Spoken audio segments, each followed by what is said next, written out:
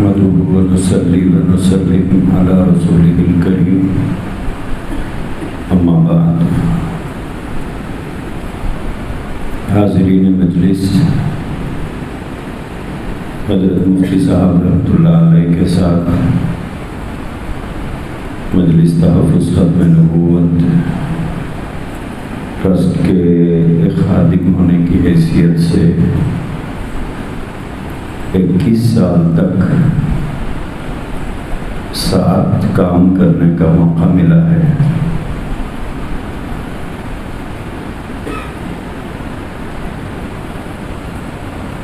عام طور پر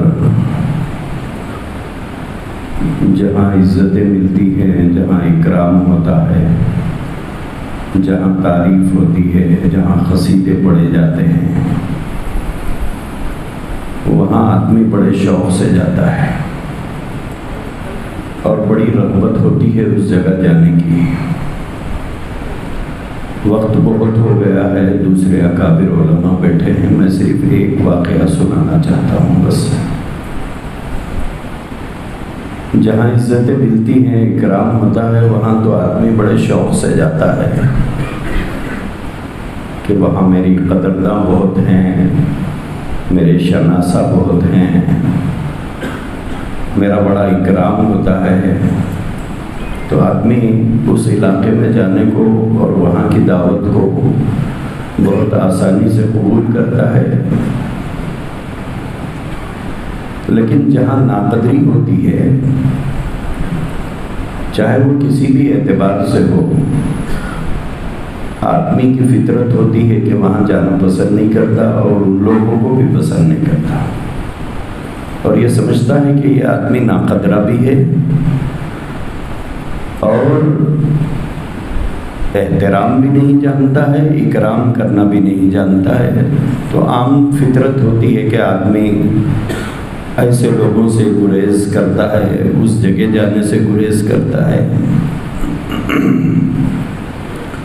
حضرت مفتی صاحب رحمۃ اللہ علیہ مجلس تحفظ ختم نبوت کے نائب صدر رہے ہیں، قیام سے لے کے وفات تک، لگ بھگ 21 سال تک۔ اس دوران بہت سے واقعات ہیں، میں کوئی واقعہ بتانا نہیں چاہتا، صرف ایک واقعہ بتانا چاہتا ہوں۔ سوریا پیٹ سے 25 کلومیٹر پر ایک گاؤں دیہات ہے، چھوٹا سا قریہ ہے۔ وہ قریہ لگ بھگ 40 سال سے قادیانیت سے متاثر ہے۔ وہاں مجلس تحفظ ختم نبوت کی جانب سے مسجد بھی تعمیر کی گئی، امام بھی رکھا گیا، اور لگ بھگ 15 سال سے وہاں پر امام ہے۔ حضرت مفتی صاحب کا اس دیہات سے بڑا رابطہ تھا۔ وقتاً فوقتاً وہاں کے لوگ قادیانیت کو چھوڑ کر اسلام قبول کرتے تو حضرت مفتی صاحب ہی وہاں تشریف لے جاتے، ان لوگوں کو کلمہ پڑھاتے، ان کی ضروریات کی تکمیل کرتے۔ اس دیہات کے 20 قادیانی حضرت مفتی صاحب کے ہاتھ پر مشرف اسلام ہوئے، اور اس دیہات کے لوگوں کا بڑا خیال بھی کرتے تھے۔ ایک مرتبہ ایسا ہوا کہ وہ لوگ جو چاہ رہے تھے اور جس چیز کی خواہش کا انہوں نے حضرت مفتی صاحب کے سامنے اظہار کیا کہ فلاں فلاں چیز، فلاں فلاں ہونا، فلاں ایسا ہونا، ویسا ہونا، تو کیا مصلحت تھی نہیں معلوم، مفتی صاحب نے اسے قبول نہیں کیا۔ اب گاؤں والوں کا مزاج ہے کہ نہ دینے والا نہ دیا بہت اچھا ہے، لیکن دینے والا خاموش نہیں ہونا چاہیے، یہ ان کا مزاج ہوتا ہے۔ تو اس دیہات کے لوگوں نے حضرت مفتی صاحب کے ساتھ بڑی بے ادبی کی، بڑی بے ادبی۔ اب دیہاتی انداز میں انہوں نے ان سے جو کہا جا سکتا تھا وہ سب کہا۔ آپ اسے بدتمیزی کہہ لیں تو بھی حق بجانب ہے، بے ادبی کہہ لیں تب بھی کہہ سکتے ہیں، یا ان کی جہالت کہیں وہ بھی کہہ سکتے ہیں.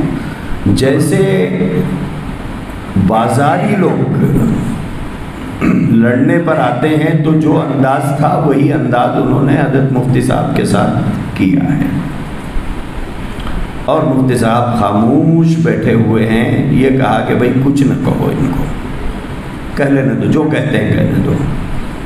بڑی مشکلوں سے یہ اسلام میں واپس آئے ہیں، ابھی ان کو دین اور دین کی حقیقت ہی نہیں معلوم ہے تو یہ مسلمان کی عزت کرنا کیا جانتے ہیں. تو خاموش بیٹھے رہے، اور بہت سی ایسی باتیں جسے گوارا نہیں کیا جا سکتا تھا اس کو بھی انہوں نے گوارا کیا. لیکن اس کے بعد رمضان مبارک آیا.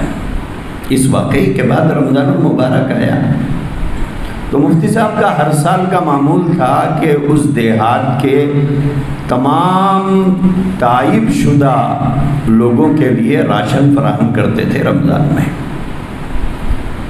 تو پھر رمضان آیا تو مفتی صاحب اسی فراق میں لگ گئے کہ راشن بھیجنا ہے. تو میں نے مفتی صاحب سے کہا کہ اس سال بھی بھیجیں گے آپ؟ ہاں. بولے بھیجیں گے، کیوں نہیں. میں بولا وہ دن آپ بھول گئے؟ ارے بولے ایسے واقعات ہوتے رہتے ہیں، کیا ہم ان واقعات کو ذہن میں بٹھا کر ان کی خدمت کرنا چھوڑ دیں گے؟ ہاں، کیا ہم انہی کا اکرام کریں گے جو ہماری تعظیم کرتا ہے؟ بولے یہ تو سنت ہے، یہ تو سنت ہے کہ تکلیف دینے والوں کے ساتھ اکرام کا معاملہ کیا جائے. یہ تو سنت ہے. مفتی صاحب نے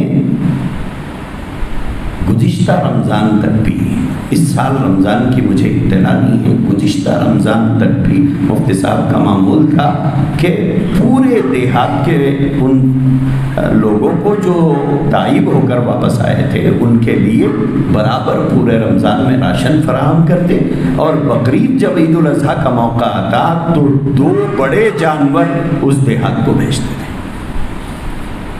تو میرے بھائیوں، ہمارے لیے مفتی صاحب نے ایک بڑا نمونہ چھوڑا ہے، بڑا نمونہ چھوڑا ہے. اور اللہ کے نبی علیہ الصلوۃ والسلام کی سنت جو تھی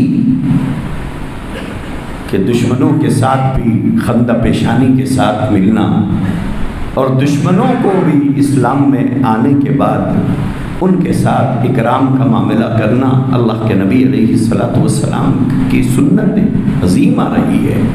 اسی راستے پر حضرت مفتی صاحب کو ہم نے دیکھا ہے، اور ہمارے لیے یہ نمونہ چھوڑ کر گئے ہیں کہ تعظیم کرنے والوں کے ساتھ اچھا رہنا اور بے ادبی کرنے والوں کے ساتھ کٹ جانا یہ ہمارا شیوا نہیں ہے. دینی خدمت کرنے والوں کو اسی راستے پر چلنا ہے کہ نبی اکرم صلی اللہ علیہ وسلم کے وارثین ہونے کے ناطے ہم کو لوگوں کی کھری کھوٹی پوری زندگی سننی پڑتی ہے.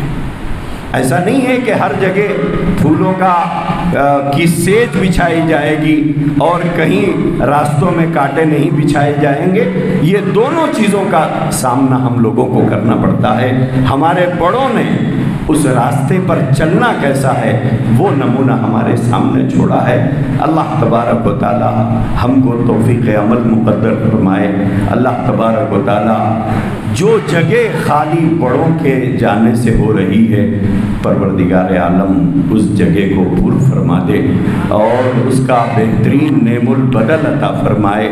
اور بڑوں کے واقعات صرف ان کی تعریف یا ان کے اعتراف خدمات کے طور پر نہیں سنائے جاتے ہیں، اس لیے سنائے جاتے ہیں کہ ہم اس راستے پر چلیں اور ان محاسن کو اور ان خوبیوں کو ہم اپنے لیے مشعل راہ بنائیں اور اپنی زندگی میں اسے لانے کی کوشش کریں۔ اللہ تبارک و تعالی حضرت مفتی صاحب رحمۃ اللہ علیہ کی بال بال مغفرت فرمائے، کروٹ کروٹ جنت کی نعمتوں سے مالا مال فرمائے، تمام خدمات کو پروردگار عالم قبول فرمائے، ان کے پسماندگان کو اللہ تبارک و تعالی صبر جمیل نصیب فرمائے، اور اللہ تبارک و تعالی حضرت مفتی صاحب رحمۃ اللہ علیہ کے وہ تمام کام جس کا انہوں نے آغاز کیا تھا تا قیام قیامت پروردگار عالم اپنی نصرت خاصہ کے ذریعے اسے جاری اور ساری رکھے، اور پروردگار عالم اس کا ہمیں حصے دار بنائے۔